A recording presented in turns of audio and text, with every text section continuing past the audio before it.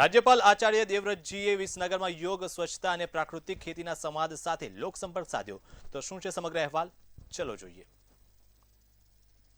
મહામહિમ રાજ્યપાલ આચાર્ય દેવવ્રતજી તારીખ 7 અને 8 ઓગસ્ટ દરમિયાન વિસનગર વિધાનસભા મત વિસ્તારની 2 દિવસીય મુલાકાતે પધાર્યા હતા. આ સમગ્ર પ્રવાસ દરમિયાન રાજ્યના કેબિનેટ મંત્રી ઋષિકેશ પટેલ તેમની સાથે ઉપસ્થિત રહ્યા હતા. ગ્રામ્ય જીવનની સંસ્કૃતિને નજીકથી જાણવા અને લોકો સાથે જોડાણ સ્થાપિત કરવાના હેતુથી રાજ્યપાલે પ્રવાસના પ્રથમ દિવસે સદુથલા ગામની પ્રાથમિક શાળામાં રાત્રિ રોકાણ કર્યું હતું.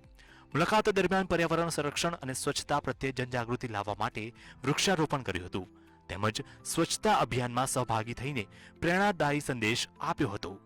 રાજ્યપાલ આચાર્ય દેવવ્રતજી અને મંત્રી ઋષિકેશ પટેલે સદુથલા ગામના અમૃતભાઈ સેનમાના નિવાસસ્થાને પરિવારજનો સાથે અત્યંત સાદગીપૂર્વક ભોજન ગ્રહણ કર્યું હતું.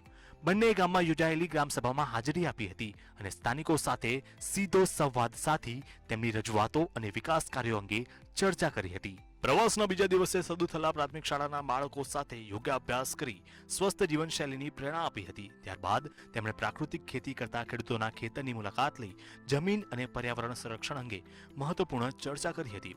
પ્રવાસના અંતિમ ચરણમાં વિસનગર એપીએમસી ખાતે વિશાળ જનસભા યોજાઈ હતી, જેમાં ટકાઉ કૃષિ અને પ્રાકૃતિક ખેતીના ફાયદા અંગે માર્ગદર્શન આપવામાં આવ્યું હતું. યોગ, સ્વચ્છતા, સામાજિક સમરસતા અને પ્રાકૃતિક ખેતીને જોડતો આ પ્રવાસ ગુજરાતના ટકાઉ વિકાસને વેગ આપનારો સાબિત થઈ રહ્યો છે. બ્યુરો રિપોર્ટ, મંતવ્ય ન્યૂઝ.